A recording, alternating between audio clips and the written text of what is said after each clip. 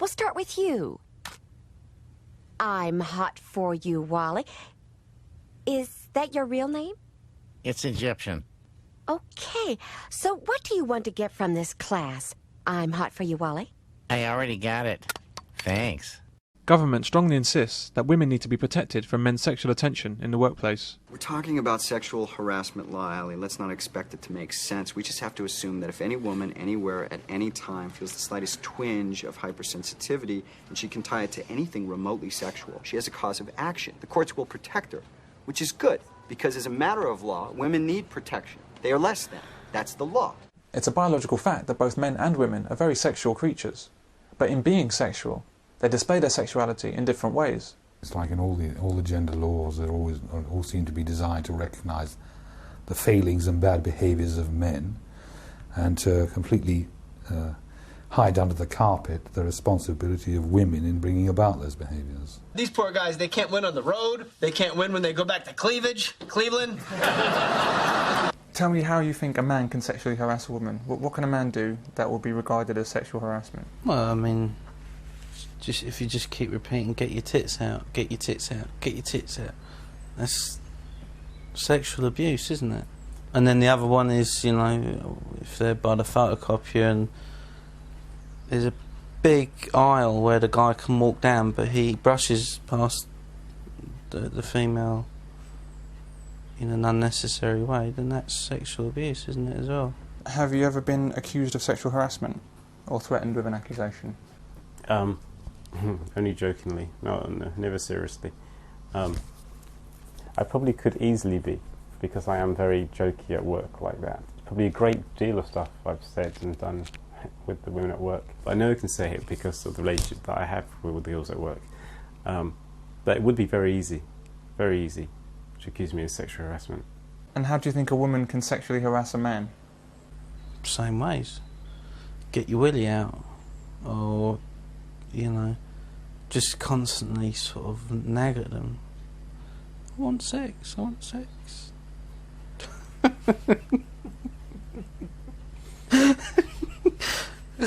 The guy's going, woman, I'm trying to do some work. But please, I want some sex. No, I've told you. Sorry.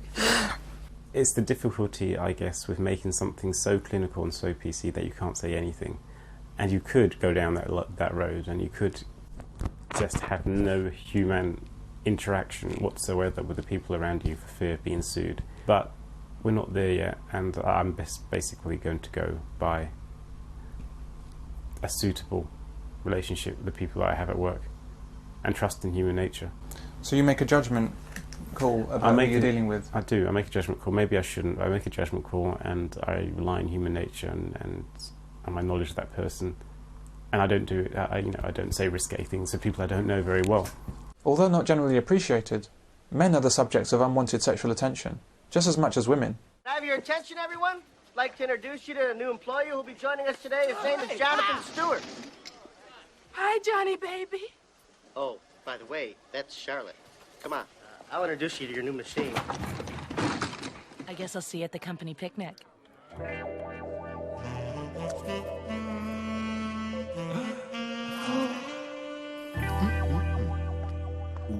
He definitely has a cute little butt. Oh, it's almost like it's been sculpted. Thank you very much. We need strong department heads to oversee this merger. It's an art gallery, full of dark corners for doing dark deeds. Huh. Right. Okay. His butt? Right? Yes, they were.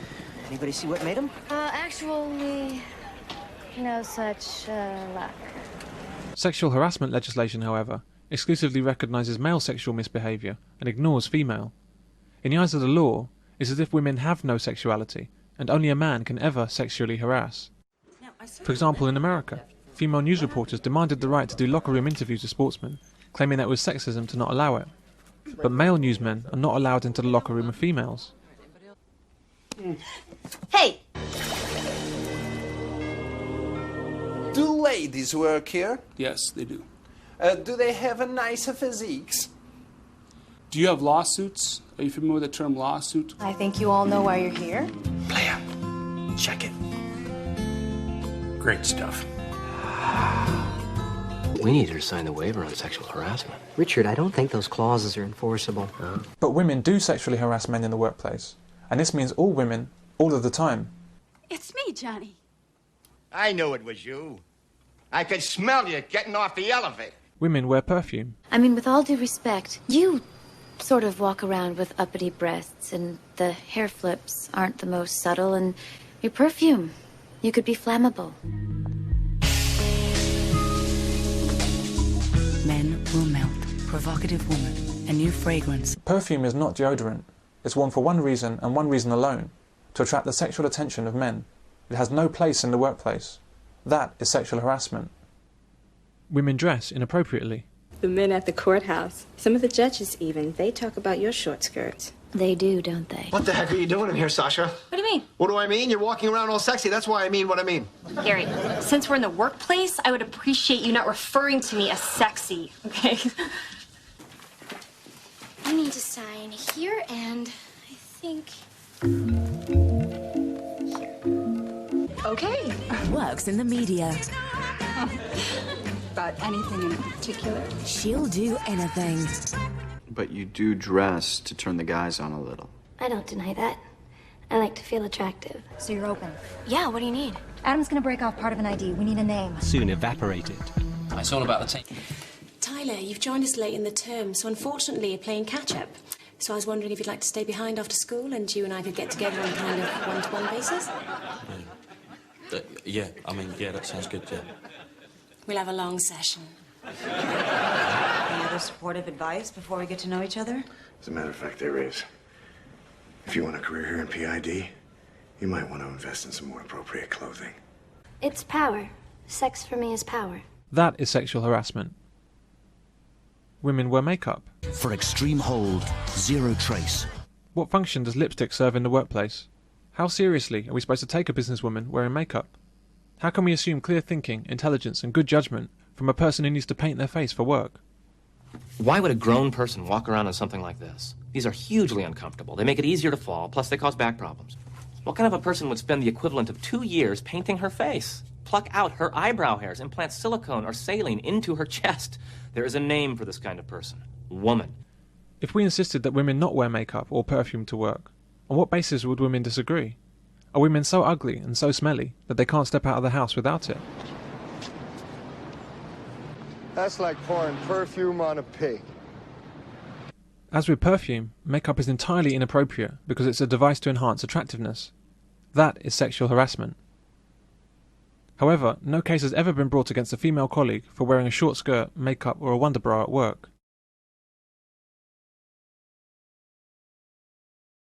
There are no concrete examples of sexual harassment specified in the law. It comes down to how a woman feels. This gives a woman the arbitrary option of whether to feel harassed and complain, or else feel flattered by a man's attention. Eat me. Okay, that's it. You're not allowed to harass women like that. Eat me. We'll see about that.